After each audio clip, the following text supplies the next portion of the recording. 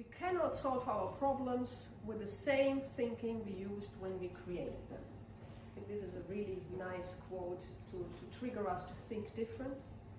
And he also said some wise words about act different. He said, insanity is doing the same thing over and over again and expecting different results. The basis of my talk this morning, think different, act different, and how they relate to each other.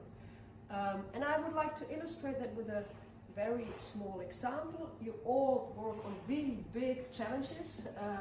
Transition challenges are extremely complex, but if we understand how this think different, act different helps us in really small problems, we also better understand how it can help us in complex problems. So we start with a really simple example.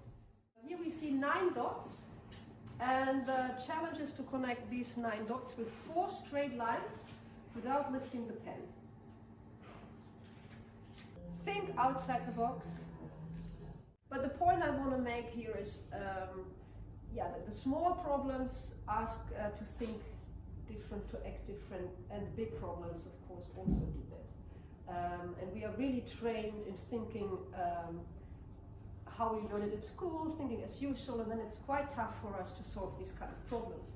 But if we get the kind of triggers like think outside the box, what Maria now said, we have to let go this fictive square, then we get some guidelines how to solve it. So think different, act different can really be a chance for these simple problems, but also for a lot of problems dealing with transformations. So that's the good news. Some challenging news is that if you simply change one letter in this chance, we get change, the word change. And there's something interesting about change, what you maybe also share from your own experience. If we ask people who wants change, a lot of people want change, it can always be better, so change is nice.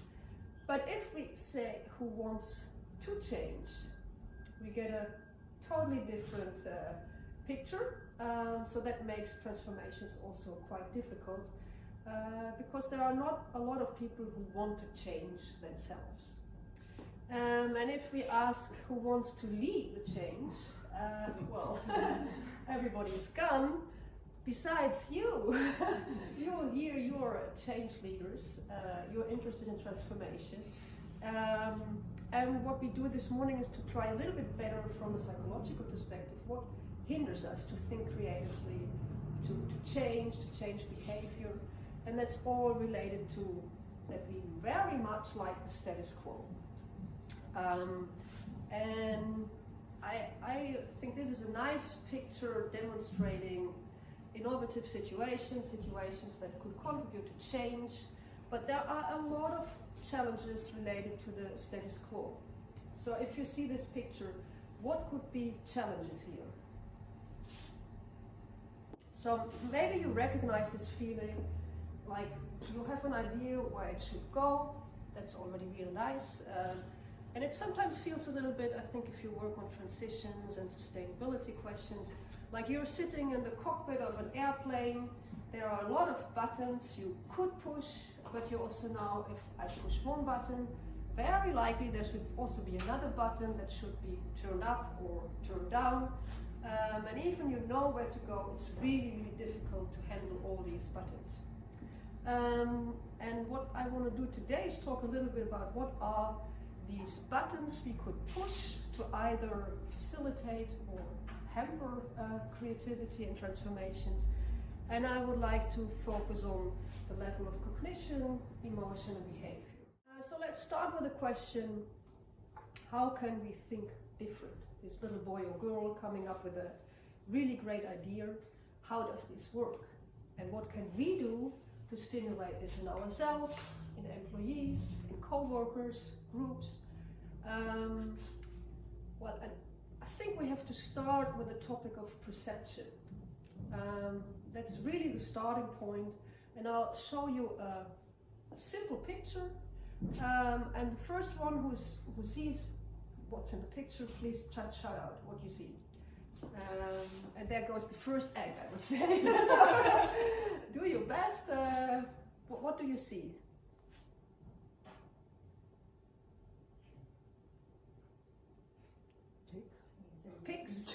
I heard sheep, I heard pigs.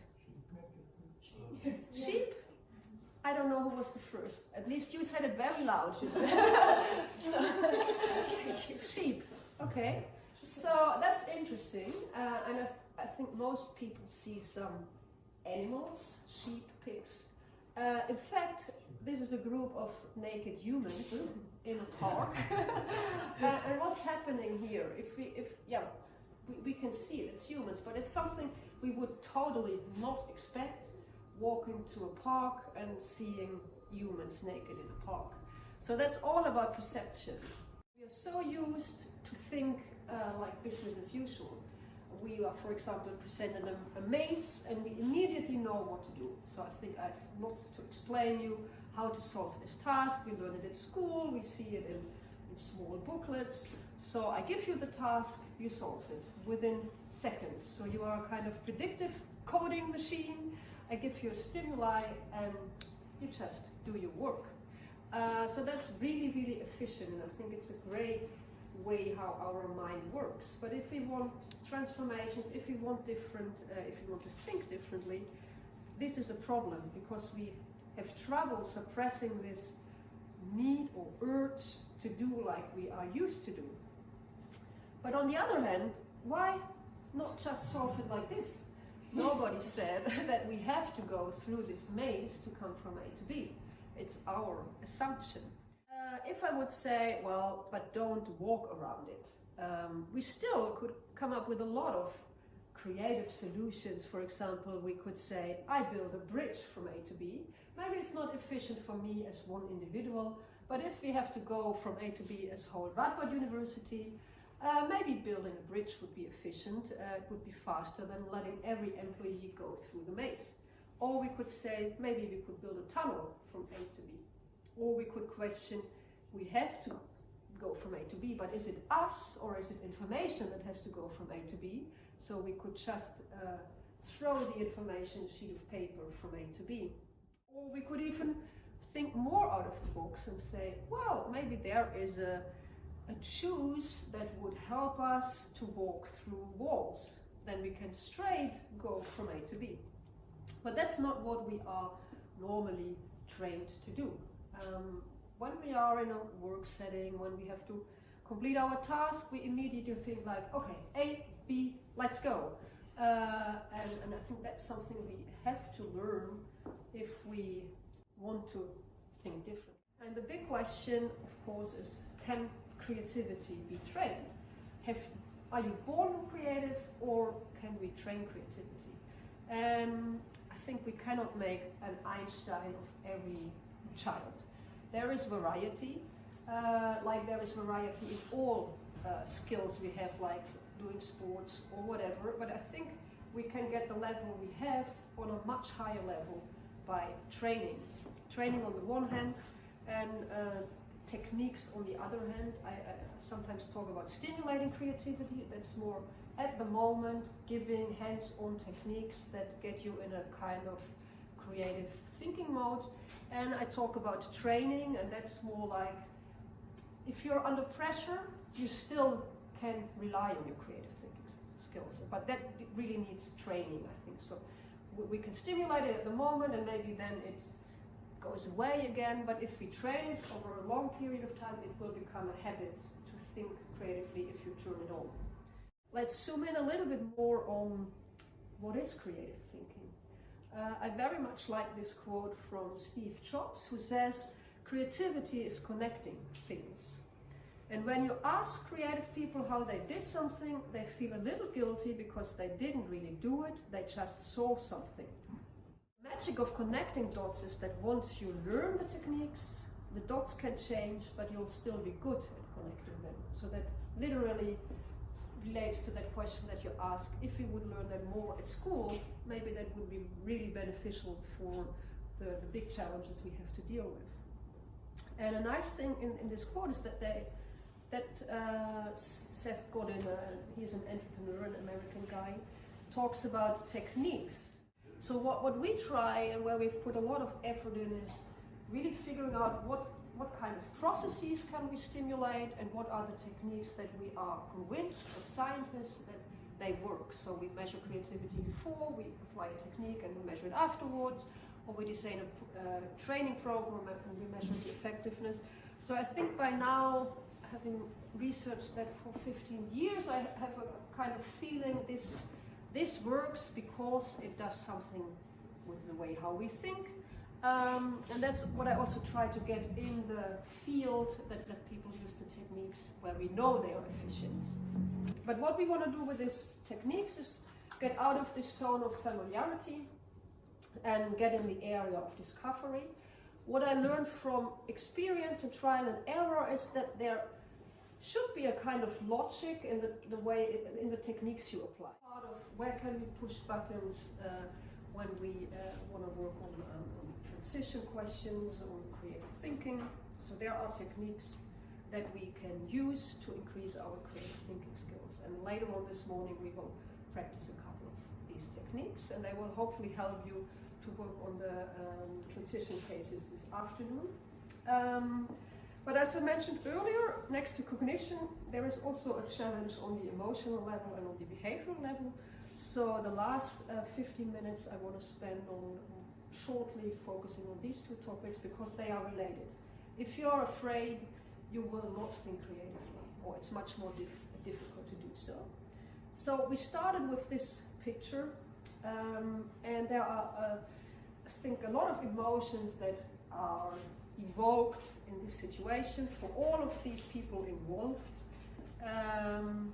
And I think it centers a little bit around two main emotions that are related to creativity. And one is conformity, and another emotion I shortly want to focus on is uncertainty. We really have to realize that we have a very low tolerance for uncertainty, and the reason is that the value we gain from something positive feels less strong than the value something negative that we might lose can have. So we see this in this graph, and we see the value of loss is really stronger than the value of gains. So that means that it's not strange that people are afraid of uncertainty, because if we work towards something new, we don't know if it will work. So there is a lot of uncertainty, and this uncertainty of what we might lose really is heavy on our shoulders. So we have to understand that if we start with transitions. And then we have the behavior.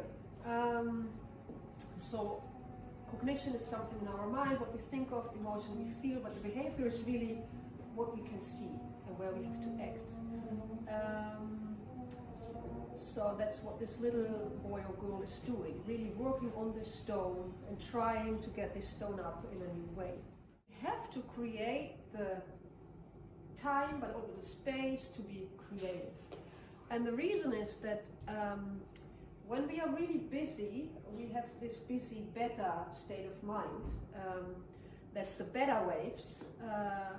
And I don't want to say that you can't be creative in this mode, but it's like really, really focused thinking, and maybe if you work very hard, you're creative in this focused thinking. But what often happens is that the creative ideas come up when we get in a other level of brain stage.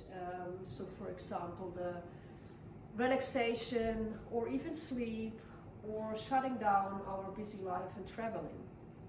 So what happens a lot is that we go on a video on the high, so these brainstorming days that is nicely summarized here by Einstein. A cruise in the sea is an excellent opportunity for reflection on ideas from a different perspective. So that's what we sometimes do. And this is Edison. He is the one who has, I think, the most patents on his name. He did a lot of great thinking. And what he did, this is his laboratory. He is sleeping here, and he did something interesting. He put a penny between his legs, and when he is getting to sleep in this lab, so he had these kind of power naps, when he gets really relaxed and gets on this lower level of brain waves, the penny drops. he awakes and then he has the idea. So maybe you know this saying, when the penny drops, we have this insight moment. So that's what Edison did a lot. It was his formula for success. Of course, a lot of hard work, a lot of knowledge, a lot of trying out, but he really believed in this, getting his brain waves on a certain level, and then the insight pops up.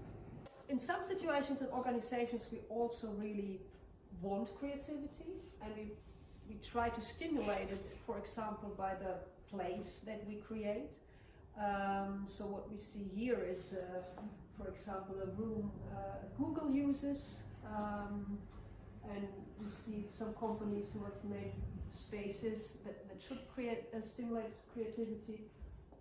So organizations realize that people often don't have their creative ideas in their normal workspace, so they kind of create workspaces that stimulate creativity. We also did some research on this in VR, for example, where we figured out, is it really a place that stimulates you in coming up with creative ideas? I can tell you more about this research if you want, but we also support this whole idea with data, that the place where you are to think of questions can influence the type of ideas you come up with. So in this case, we had rooms that were really associated with reading, and we asked people, what can you do with a book? And we had rooms that are not that much associated with reading, like a garage or a clothing store. And people came up with more creative ideas in these rooms that were not associated with reading. So that's something you can, as an organization, for example, do, like set the statement, we want creativity here, we want innovation, and that's also visible in our rooms that we provide our employees and that they can make use of. So I think it nicely shows that there are a lot of things we can do on the level of cognition, emotion and behavior, and that some of these things we have learned can be drivers, some can be barriers. Like the room can be both. If it's used in a specific way, it can be a driver. If it's the normal office room, it maybe can hinder creativity. And I think an important message is that we can do things, we can push buttons on the level of the individual, on the level of the team, and on the level of the organization. So we talked a lot about the individual at this moment, but it was more to let you experience and see where our biases are and where we can maybe turn buttons. But it doesn't mean that it's all on the level of the individual. I think if we push buttons on the level of the individual, if you make people more creative, also the organization have to breathe the wish to be innovative and have to facilitate things for people to be creative.